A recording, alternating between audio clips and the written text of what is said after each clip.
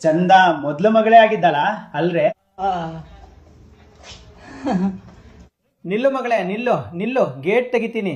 ತಂತಿ ಇದೆ ಮಗಳೇ, ಗೇಟ್ ತೆಗಿತೀನಿ. ಚಂದ,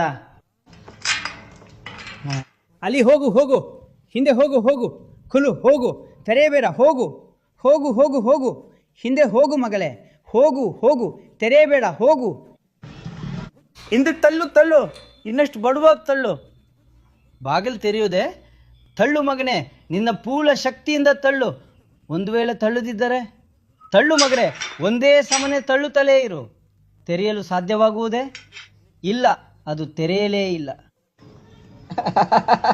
ಕೋಪದಿಂದ ನುಗ್ಗು, ಹಿಂದೆ ನುಗ್ಗು, ನುಗ್ಗು ನುಗ್ಗು ಮಗಳೇ, ನುಗ್ಗು ನುಗ್ಗು ನುಗ್ಗು ನುಗ್ಗು ನುಗ್ಗು. ಹೀಗೆ ಮಾಡ್ತಾ ಇರು. ಈಗ ಅಮ್ಮ ಕೋಪ ಮಾಡ್ತಾರೆ.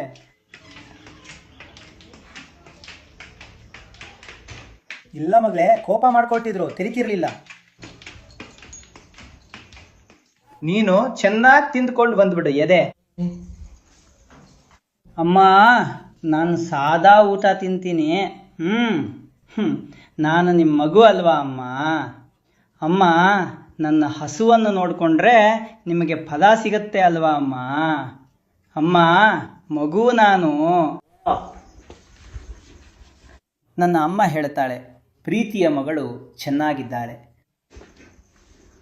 ಮಗಳು ತಿಂತಾಳೆ ಕುರುಮ್ ಕುರುಮ್ ರುಮ್.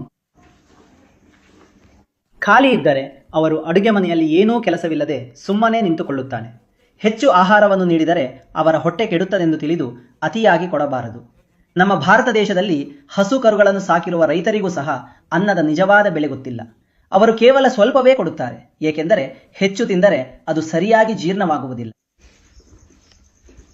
ಸರಿ ಗೆಳೆಯರೆ, ಹೀಗೆ ಪ್ರೀತಿ ವಿಶ್ವಾಸವನ್ನು ತೋರ್ತಾ ಇರಿ ಮತ್ತು ನನ್ನನ್ನು ಸ್ಟಾರ್ ಆಗಿ ಬೆಳೆಸಿ.